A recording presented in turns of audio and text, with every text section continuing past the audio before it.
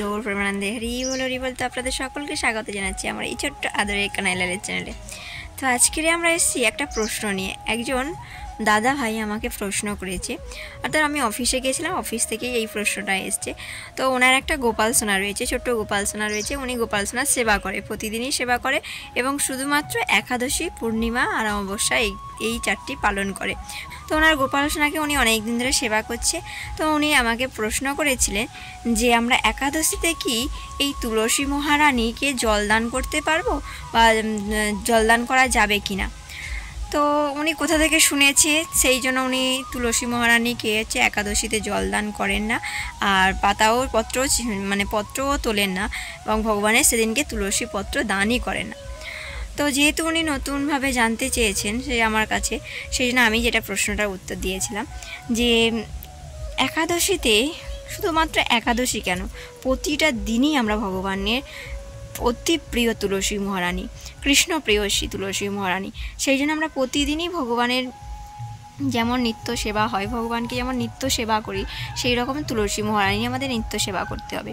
তো এখানে তুলসী পাতা তোলার জন্য আমাদের একমাত্র দ্বাদশীর তিথি মানা করা হয়, যে ভগবানের সেবা করার জন্য আমরা শুধুমাত্র দ্বাদশীর দিনকেই তুলসী পাতা চয়ন করব না, আর তুলসী দেবীকে জল দান আমরা প্রতিদিনই করব।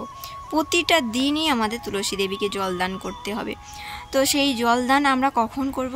সেই জলদান আমরা করতে পারি সকালবেলা, অর্থাৎ সূর্যোদয়ের পর, আর সূর্য ডুবে যাওয়ার পরে কিন্তু আমরা কখনোই তুলসী দেবীকে জলদান করব না।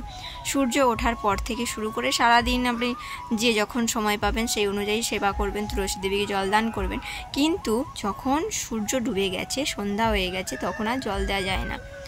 তো সেই হিসাবে তুলসী পাতার চয়নও আমরা কখন করব? তুলসী পাতা আমরা চয়ন করতে পারি একমাত্র সকালবেলা তুলসী দেবীর অর্চন সেবা, অর্থাৎ পূজা, যেমন কেউ কেউ পূজা করে থাকে, আর আমরা কি করি সাধারণত মঙ্গল আরতির পরে আমরা তুলসী দেবীরও আরতি করে থাকি।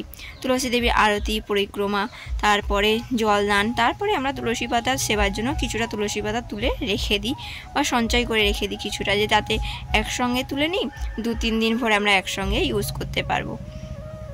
তো ওই দাদার মতো যারা যারা একই প্রশ্ন নিয়ে আছেন যে একাদশীতে তুলসী দেবীকে জল দিতে নেই, তারপরে তুলসী পাতা তুলতে নেই, ভগবানকে তুলসী দিতে নেই, তো এটা ভুল ধারণা। আপনাদের কাছে একটাই অনুরোধ, শুধুমাত্র দ্বাদশীর দিনে তুলসী পাতা তুলবেন না, তারপরে আপনারা প্রতিদিনই তুলসী পাতা তুলে ভগবানের চরণে অর্পণ করতে পারেন।